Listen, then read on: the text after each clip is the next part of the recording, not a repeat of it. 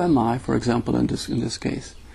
And then as we see that we don't know who I am, it automatically, at that point, as we admit it, as we acknowledge it, then I cannot protect someone I don't know. I cannot defend someone I don't know. How can I be hurt from someone I don't know? Because how it is. This is how you begin to drop. And then what is left is that sense of freedom that starts to come automatically, because it's a quality less. It's not a quality. You see, qualities come and go. Okay?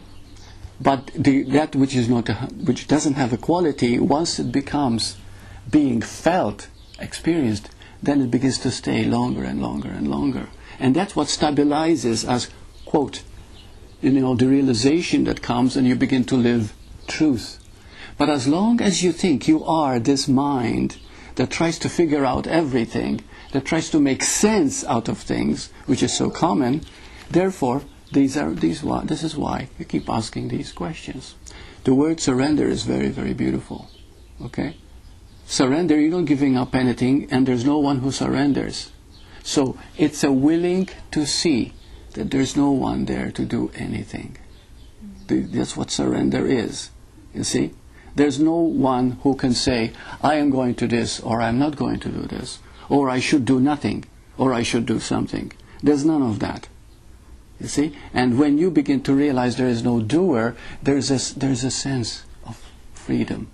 And it is that sense of freedom, that sense of beingness, that starts to bring a whole new way of seeing.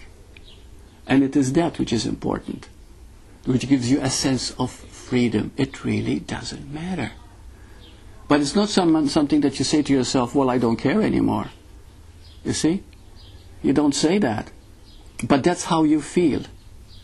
And that's the highest compassion, because some people say, well, if you don't care, where is compassion? That is the highest compassion. Because otherwise, you get tangled up and attached by someone's suffering. But the highest compassion you can have, that you understand that they're suffering because they don't understand what freedom is. And you look at them with that freedom. You see, that's compassion. So compassion is not something you do, it's something that oozes out of you when there is that freedom in you. There's another one. Dear Burt, when you first started out in your spiritual journey, did the world become an unbearable place for you? The world has become an unbearable place for me in many ways. Any advice? Why would the world become an unbearable place for so many people? Because we're trying to look at it. Trying to look at it? Mm-hmm. Explain. Well, when we look at it, then we're going to try to find things when there's nothing to find. Yes, there's nothing to find. Now, what you've said is very beautiful. Are you saying this from your own realization? Well, yeah, that doesn't mean that I can always do it. Mm-hmm. I mean, I slip a lot of times. Yeah. So it's... But that's a beautiful statement.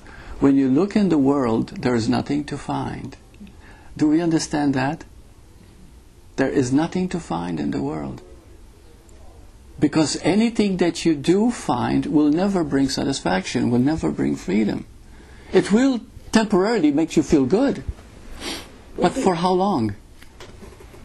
So the biggest joke that I've got, and sometimes I think, okay, I've been saying, is that no matter how something looks, I know that it's just the limitation of perception.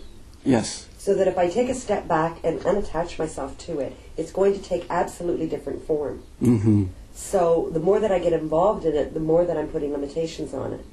Mm-hmm. And if I take a step back, then it can be what it's going to be, which ultimately will be nothing, unless someone's trying to make something of it. But someone can only make something of it if I participate in that.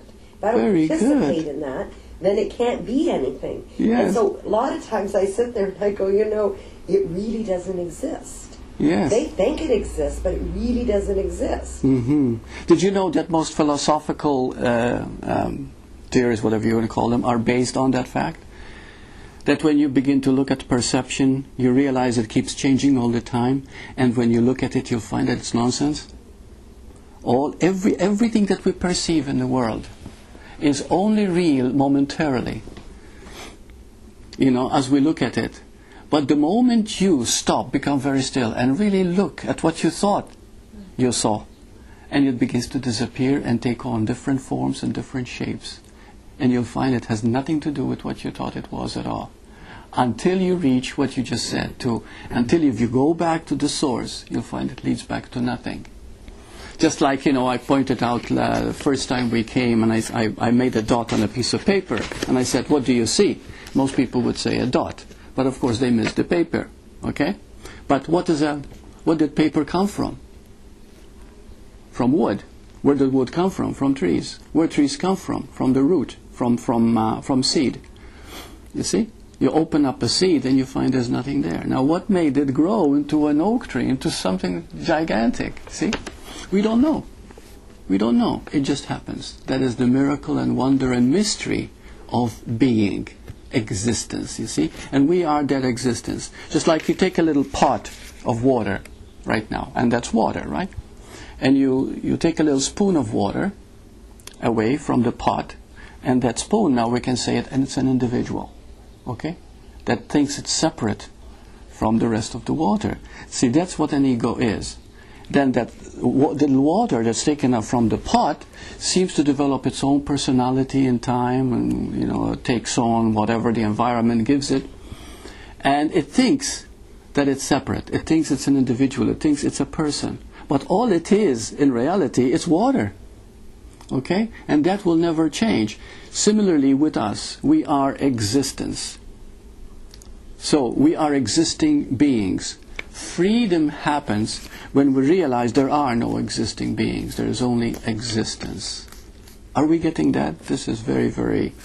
Okay? If you're not clear, please ask and we go into it. Okay? We believe... Okay, we're talking about absolute freedom here.